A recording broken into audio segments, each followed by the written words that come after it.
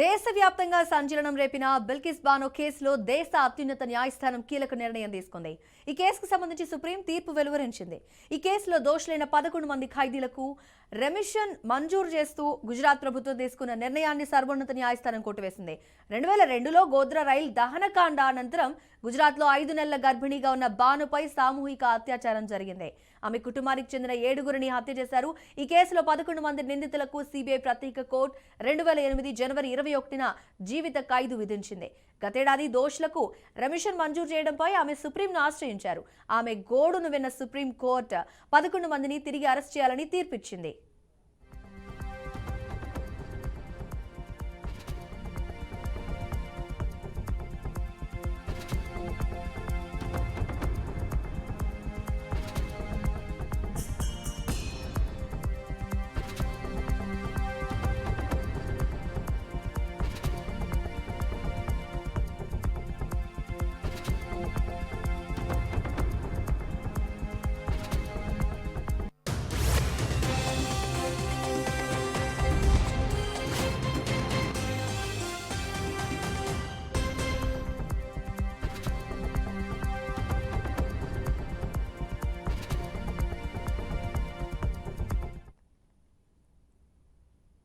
అయితే దేశవ్యాప్తంగా బిల్కిస్ బానో కేసులో సంచలనమే రేగిందని చెప్పొద్దు.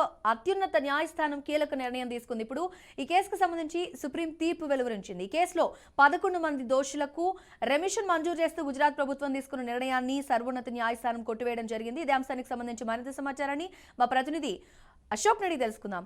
అయితే అశోక్, ఈ కేసులో 11 మంది నిందితులను సిబిఐ ప్రత్యేక కోర్టు 2008 జనవరి 21న జీవిత ఖైదు విధించింది. ఆ తర్వాత జరిగిన పరిణామాలు, ప్రస్తుతం వాళ్ళకి రెమిషన్ కి సంబంధించి ఒక రియాక్షన్ అయితే సుప్రీంకోర్టు వెలువరించింది కదా, ఎలా ఉంది దీనికి సంబంధించిన అప్డేట్? సో మౌనిక, దేశవ్యాప్తంగా సంచలనం సృష్టించిన బిల్క్ బానో అత్యాచారం కేసుపై సుప్రీంకోర్టు సంచలన తీర్పునిచ్చింది. 2002 సమయంలో బిల్క్ బానోపై అత్యాచారం చేసి ఆమె కుటుంబ సభ్యులను హతమార్చిన ఘటనలో 11 మంది దోషుల ముందస్తు విడుదలను సవాల్ చేస్తూ గుజరాత్ ప్రభుత్వ నిర్ణయాన్ని సుప్రీంకోర్టు కొట్టేసింది. స్వాతంత్ర దినోత్సవం సందర్భంగా దోషులను గుజరాత్ ప్రభుత్వం విడుదల చేసింది. దీంతో ప్రభుత్వ తీరుపై ప్రతిపక్షాలు, సామాజిక సంఘాలు, ప్రజా సంఘాలు తీవ్ర ఆగ్రహం వ్యక్తం చేశారు.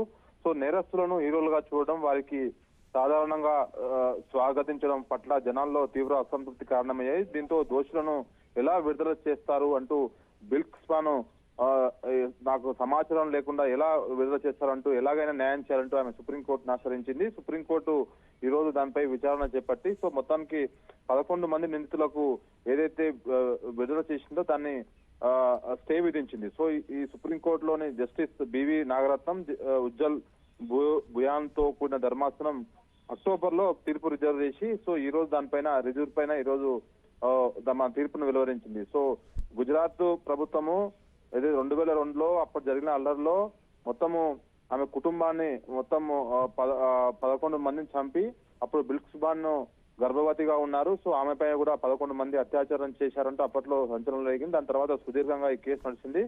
సో 1992 నాటి చట్టం ఆధారంగా గుజరాత్ ప్రభుత్వం దోషులుగా విడుదల చేసింది. సో ఇప్పటికే వాళ్ళు 14 ఏళ్లు జైలు శిక్ష విధించారు. జైలు శిక్ష సప్రతన కింద అందుకోసమే వాళ్ళు రిలీజ్ చేస్తామంటూ ప్రత్యేక ప్యానెల్ తన నిర్ణయాన్ని సమర్థించి ప్యానెల్ నిర్ణయాన్ని సమర్థిస్తూ ప్రభుత్వం కూడా వారందరినీ నిర్దోషులుగా విడుదల చేస్తూ వాళ్ళు సత్ప్రవర్త కింద 14 సంవత్సరాలు జైలు శిక్ష అనుభవించారు కాబట్టి ఈ నిర్ణయం తీసుకున్నామని ప్రభుత్వం చెప్పింది.